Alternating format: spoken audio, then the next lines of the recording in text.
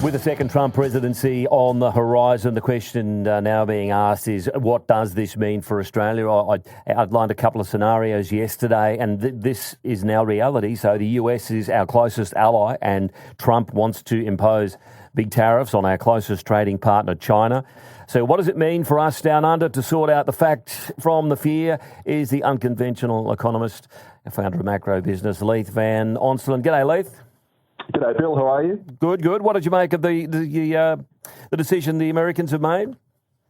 Oh, mate, I was a little bit shocked about how strong it was. Yeah. I actually, in my head, I thought Trump was probably going to win. Just that was a gut feel. But yeah, me too. I was very surprised by the landslide and the fact that it was over so quickly. So, I was expecting a close result, but obviously it wasn't.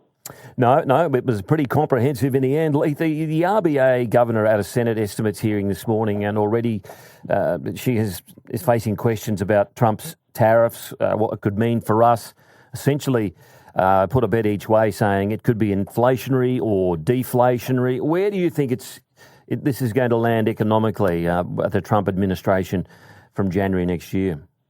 Look, I think for Australia, it's actually going to be deflationary. So the reason for that is obviously, Trump signaled that he wants to put a 60% tariff on China, on Chinese imports. And what that's probably going to do is it's going to end up basically dumping a whole bunch of cheap Chinese goods onto the world. And, in the Australian context, you think that it'll actually bring down the cost of electric vehicles, those sorts of things. So China's now the biggest supplier of EVs. And those are going to be dumped on Australia because they can't dump them in the US. So we're going to probably get, lower imported goods inflation as a result, because China's going to basically have to sell its excess goods across the world or be cutting prices, those sorts of things. So that should actually reduce our imported inflation. So anything that comes off a container ship will probably go down in price. That could actually bring down inflation. Now, how long that takes to play out, who knows? Like, it probably won't happen in time for the next election, but there are some other negative impacts on us as well. So if the US is demanding less goods from China because of the tariffs, it'll impact China's demand for iron ore and coking coal and those sorts of things. So obviously, Australia's a massive exporter to China. China's our biggest customer of our goods that we sell: iron ore, coal, coking coal, thermal coal, all those sorts of things. And, gas is our LNG exports, so gas mostly comes out of WA and Queensland.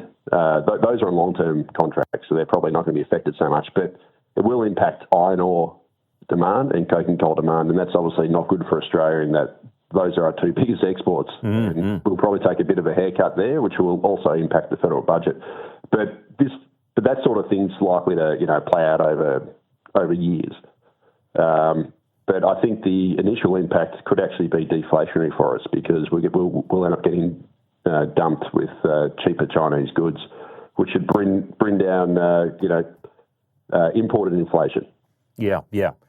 Do you think he's serious about the 60% tariff, or could he just have been talking really tough to win voters ahead of the election, or could he negotiate? Could it be a negotiating tactic? Oh, look, you never know with Donald Trump. Start high, come down, Yeah, absolutely. I mean, this is all pretty speculative. So, I'm speculating, everyone else is speculating, because we don't really know what's going to be the wash-up in the end. We can only go by what was said. Now, I think one of the reasons why Elon Musk was such a strong supporter of Trump and, basically waiting in the Trump camp was because he obviously runs Tesla, which is, a massive EV manufacturer.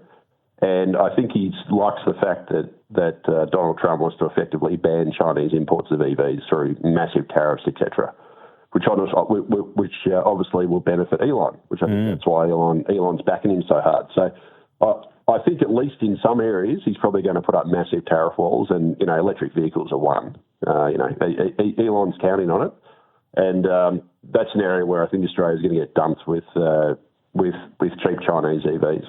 So whether you think that's good or bad, I'll leave that to the punters who are listening.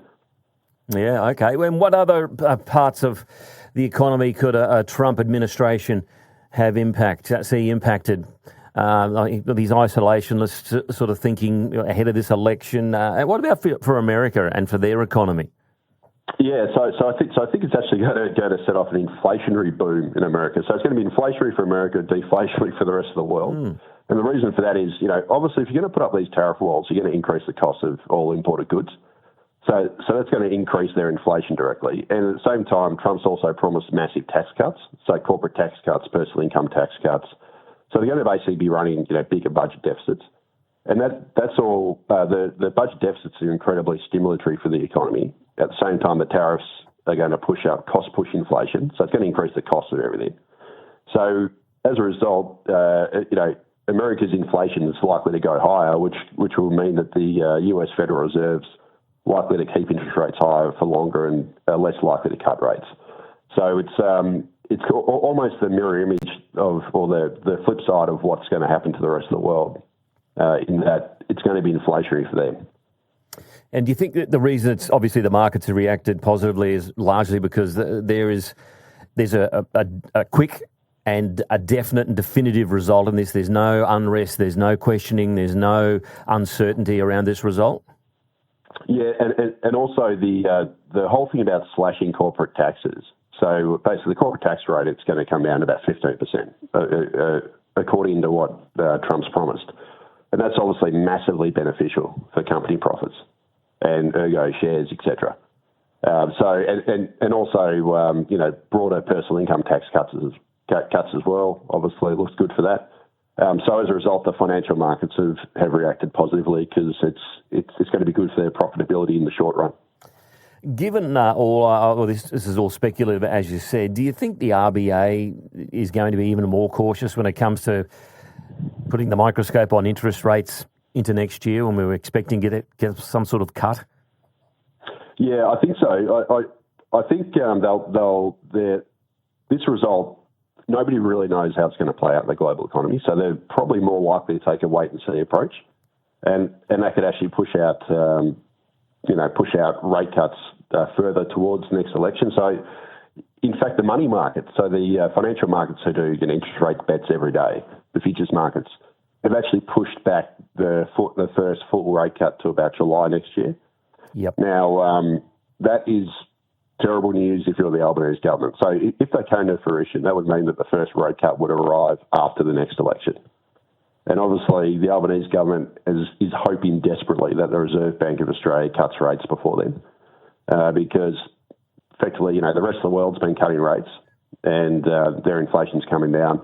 Our core inflation's a bit sticky. And if the Reserve Bank does wait until July next year, that obviously comes after the election, which means that the federal government, the Albanese government, could be in a lot of trouble come the next election. So it's definitely uncertain times. None of us really know how this is going to play out, but it's obviously a definitive result politically, but it's an uncertain result economically because Trump's a bit of a loose cannon and some of his policies have been a bit all over the place. And we don't know which ones are going to stick and which ones aren't and what the ramifications are going to be. And anytime you get that sort of economic uncertainty, it's likely to mean that the Reserve Bank's going to sit on its hands a bit longer just to see how the cards fall. And it could possibly, the fact that it's such a definitive victory and he's got such a mandate, mean that this could all change. We don't know where it may end up, and he may feel really emboldened to go particularly extreme or hard in different areas and change what he was promising prior to the election. Yeah, and also it looks like he's going to have control of Congress as well. So he'll obviously have the presidency and Congress. And what that means, it's a little bit like in Australia. It's a bit different, the system, but it's a bit like when a government has control of both houses. They can just force through legislation because it can't be blocked in the through Congress. So it does make him a lot more powerful and a bit more omnipotent. So to basically do what he wants, and that sort of power would probably run for about 2 years until the midterms. So basically, midway through the presidential cycle, the presidential term, 2 years in, they'll have the congressional elections as well, and that could then remove his majority in Congress. But as it stands at the moment, it looks like he's going to have control of both houses, all houses, which means that he can potentially force through legislation very easily to fit whatever he wants to do and whatever his lobbyists are asking for. So it's certainly pretty uncertain times from an economic perspective. All right. So, in summary, at the moment is that it's all okay for the moment. We'll wait, and it's a wait and see approach as to what happens once he gets back in the White House. Yeah, pretty much. I mean, I think from a Australian inflationary perspective, it'll probably end up being deflationary because we'll end up getting, if they put these Chinese tariffs on, we'll end up getting dumped with heaps of cheap imported goods like vehicles, etc., and that could actually be deflationary. But none of this is going to play out, I don't think, in the next few months. This is something that'll probably start playing out in the second half of next year because he's a president-elect. He hasn't even taken office yet. And then once you obviously come into office, it takes months to set things up, etc. So, nothing's going to happen in the short term, like within the next 6 months. But then after that, that's when it gets interesting. All righty. Thanks very much for your time again, Leith. Always appreciate it. Yeah, cheers, Bill. Thanks.